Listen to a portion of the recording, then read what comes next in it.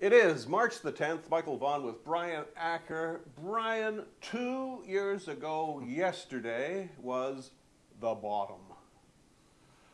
S&P hit 666. I recall. Damien level. No. First of all, I can't believe 2 years have gone by. Yeah, isn't it? Yeah. I guess that happens when you get older. But anyway. But since then, if you look at the performance of the two funds, particularly the U.S. fund, you have absolutely shot the lights out. Up 160% in Canadian dollars. I'll take that. Versus about 60% Yep. the S&P in Canadian dollars. So sprinting back, we're now even, I guess, since inception. Yeah. We've now made all the money back since inception. Now we're certainly looking at gains from here on in. On the Canadian front, we shot up about 110%. And looking at the TSX 60, which is our more appropriate benchmark for us, I think it got up to about 80%. Yeah. So both charts are on the front of our site, obviously, and as most people know. And yeah, we've done rather well. And actually, the Canadian fund's back to $10, where we ended up certainly before in 2007. So Canadian has made all its money back, and the U.S. has about, I think, about 60% more to go before we make everything back on that particular fund. Yeah. Well, I'm glad we hung on. A lot of people sold low and bought high in this little experience. Well, there's a funny little line we use here. I mean, we had once in a lifetime fall, but we actually had a once in a lifetime gain or up as well. Yeah. So those who, and thankfully hardly anyone here did sell, but for those who did sell, I mean, it's mathematically impossible to make up those gains anywhere else. So.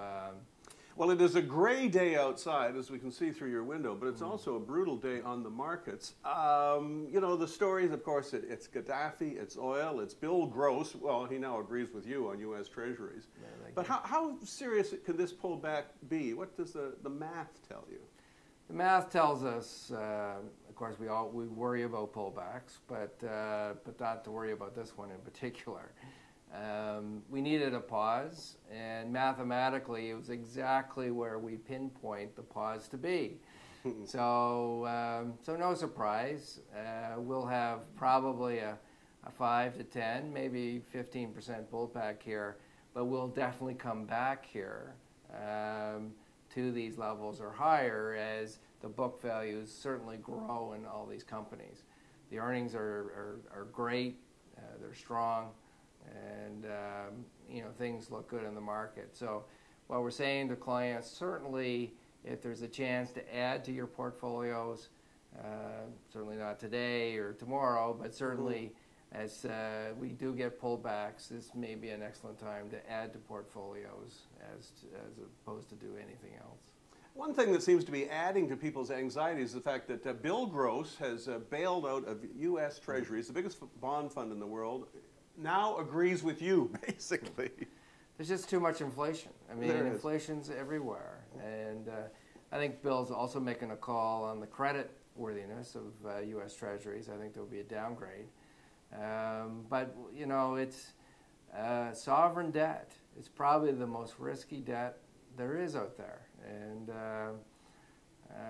you know, any duration, I think Bill's duration is around 2 years, which is cash to him, not in that ilk. But no, this is, you know, I see nothing but heartache in fixed income.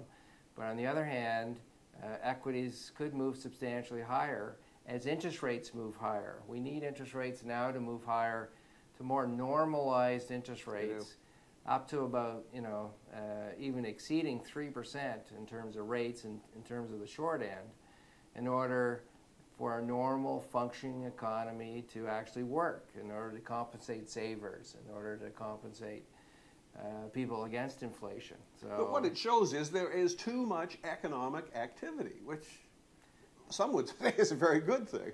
It's a great thing unless you're a bond investor. Right. So bond investors by nature are bad news bears. But look, we need to get out of this morass, and we have, and certainly all indications are in the first quarter, certainly the U.S. economy has grown about 4%. Yep. So that's the next phase of this market. But we need those interest rates to go up, I think, to take this market substantially higher.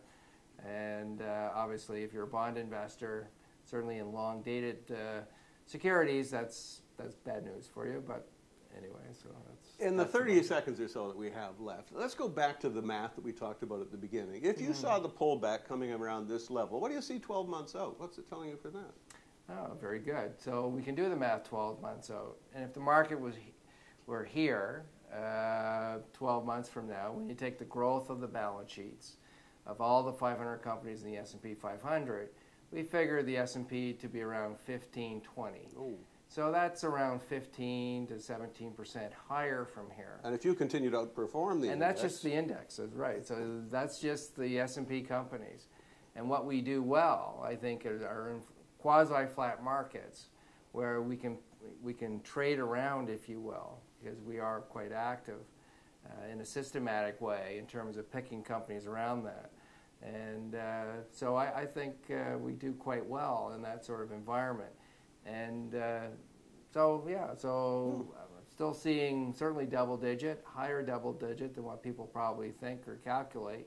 But these pauses refresh the markets, and it refreshes our portfolio. So well, I'm glad I came in to see you today. I needed to hear that today, and I'm glad to see you. Brian, I'll be in to see you early in April. Stay well. See you then. Thank you, Michael. Good to see you.